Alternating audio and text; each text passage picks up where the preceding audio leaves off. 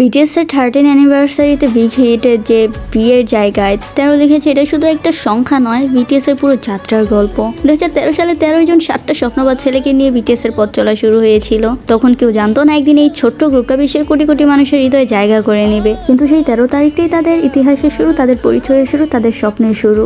বছরের পর বছর ধরে BTS এর প্রতিটা অর্জন, প্রতিটা রেকর্ড, প্রতিটা কান্না, প্রতিটা হাসি, সবকিছুর সঙ্গে এই 13 সংখ্যাটা জড়িয়ে আছে।